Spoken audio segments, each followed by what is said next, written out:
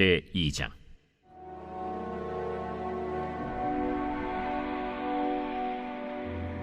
다윗이 죽을 날이 임박하매 그의 아들 솔로몬에게 명령하여 이르되, 내가 이제 세상 모든 사람이 가는 길로 가게 되었노니 너는 힘써 대장부가 되고 내 하나님 여호와의 명령을 지켜 그 길로 행하여 그 법률과 계명과 율례와 증거를 모세의 율법에 기록된 대로 지키라.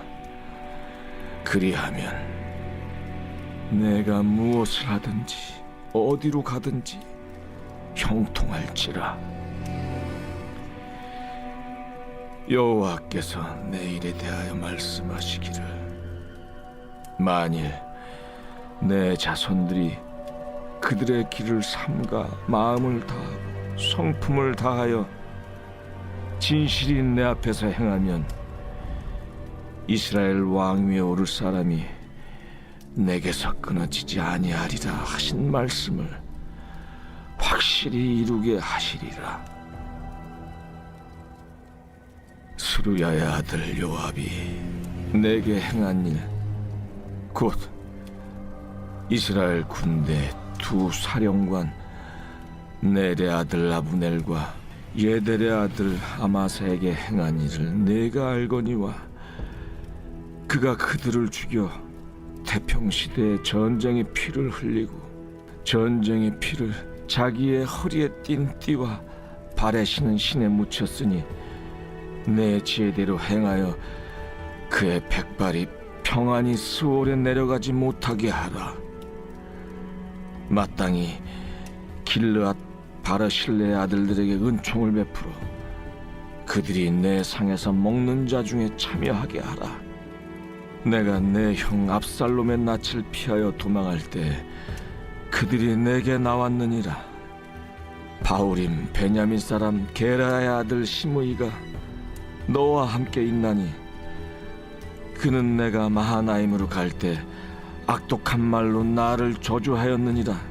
그러나 그가 요단에 내려와서 나를 영접함으로 내가 여호와를 두고 맹세하여 이르기를, 내가 칼로 너를 죽이지 아니하리라 하였노라. 그러나 그를 무죄한 자로 여기지 말지어다.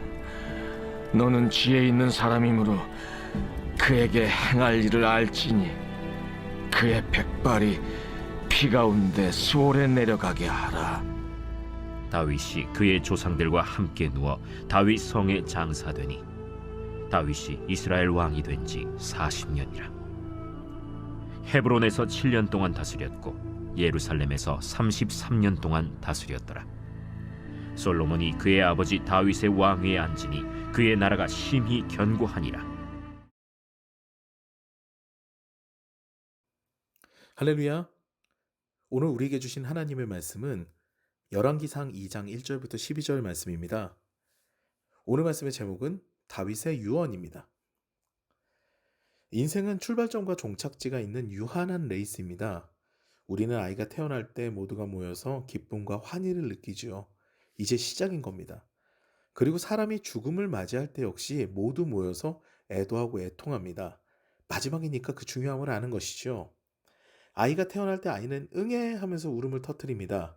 이제 내가 이 땅에 왔다, 나 이제 태어났다 라는 의사표시를 하는 거죠. 그런데요, 사람은 죽음을 목전에 두고도 마음의 정리를 하면서 말을 남깁니다. 이것을 우리는 뭐라고 부르느냐? 유언이라고 합니다. 유언의 사전적 의미를 찾아보니까요, 유언은 죽음을 목전에 둔 사람이 법적 효력을 발생시킬 목적으로 남기는 말이라고 하더라고요. 이때 가장 중요한 부분이 무엇입니까? 바로 상속의 개념입니다. 내가 세상을 떠나면서 너에게 이것을 남긴다. 이것이 유언의 가장 중요한 포인트지요. 오늘 본문을 보면요, 다윗도 솔로몬에게 유언을 남깁니다. 이것은 다윗이 솔로몬에게 유산을 남겼다. 상속자에게, 상속을 받을 자에게 그 상속의 권리를 주었다. 이런 개념으로 봐야 됩니다. 그러면 과연 다윗은 솔로몬에게 어떤 유산을 남겼을까요? 물질? 명예? 모두 아닙니다. 다윗은 솔로몬에게 신앙의 유산을 남깁니다. 그것이 오늘 세 부분으로 나뉘는데요. 첫 번째로는 하나님의 율법을 지켜 행하라. 두 번째로는 잘못을 처벌하라.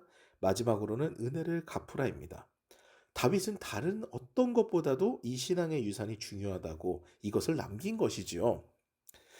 이것은 상벌을 엄격하게 지키되 하나님의 율법을 기준으로 삼으라 하는 것이죠. 오늘 말씀의 핵심이 되는 부분입니다. 다윗의 유언, 이 마지막 언어는요, 참 기가 막힙니다. 이런 거죠. 아들 솔로몬아, 네가 정말 성군이 되려면은 하나님의 말씀에 바로 서야 된다.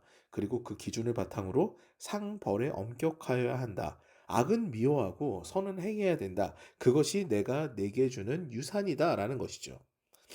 그러면 다윗은 왜 솔로몬에게 이런 유언을 남겼을까요? 다윗은 하나님을 경외하는 것이 지도자의 첫 번째 덕목임을 알았습니다.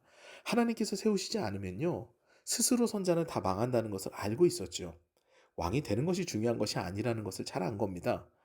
후에 북이스라엘에서 보면은요, 스스로 선자가 망하는 사례가 하나 등장합니다. 역사상 가장 짧은 왕조이지요. 시므리 왕조인데요. 여로보암 왕가에게 반기를 든 시므리라는 장군은요, 스스로 왕이 됩니다. 스스로 선자가 돼요. 그런데 단 일주일 만에, 7일 만에 왕좌에서 쫓겨나고요, 죽음을 맞이하게 됩니다. 오므리라는 라이벌에게 쫓겨나게 되죠. 이같이 지도자는요, 늘 하나님 앞에 바로 서야 합니다. 율법 안에 갇힌 자가 되어야 하죠. 율법 안에 갇힌 지도자가 되었다면요, 그 후에 옳은 판단을 해야 합니다. 하나님의 공의와 정의를 실현해야 되죠. 우리가 살고 있는 이 시대도 법이 참 중요합니다. 어떤 법의 지배하에 있느냐에 따라서 우리는 삶이 달라지기 때문이죠. 하나님 나라의 법은 더 중요합니다. 우리의 인생에 그런 곡선이 확연히 달라지거든요. 그러므로 하나님께서 세운 지도자는요, 공의와 정의를 세워야 합니다. 다윗은 이것을 솔로몬에게 가르치고 있는 것이죠. 먼저 다윗은요, 요압을 처벌할 것을 이야기합니다. 요압은 말 그대로 다윗의 최측근으로 수많은 전쟁을 승리로 이끈 장군입니다. 그런데 그는 자신의 권력을 위해, 그리고 복수를 위해 사울의 군대 장관이었던 아브넬과 또 다른 군대 장관 아마사를 죽입니다.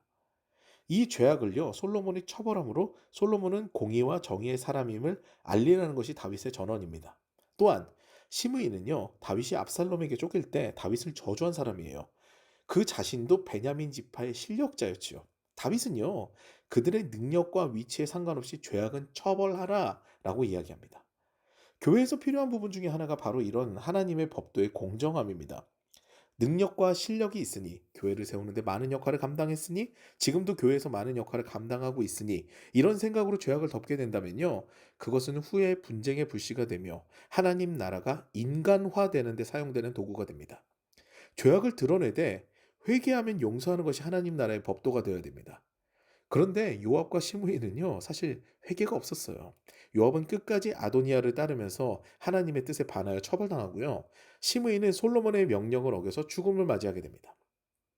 이에 반해 길르앗 바르실레는요, 지역의 유지로 다윗이 압살롬에게 쫓길 때 성심성의껏 다윗을 돕습니다. 다윗은 그 은혜를 갚도록 또 솔로몬에게 지시하는 거죠. 잘못된 부분은 바로잡되 은혜를 입었으면 갚아야 한다는 것을 유언으로 남긴 겁니다. 이에 솔로몬은요, 다윗의 유언을 아주 잘 지킵니다. 그 당시 가장 큰 산당에 있는 기브온에서 1,000번제를 드리죠. 그리고 하나님께서 솔로몬에게 무엇을 주기를 원하느냐라고 하셨을 때 지혜를 구합니다. 이거는요, 정확하게 이야기하면 듣는 귀를 요청한 거예요. 이 듣는 귀는요, 정말 중요합니다. 하나님의 말씀을 청종하는 데도 필요하고요, 백성들의 이야기를 듣는 데도 필요합니다.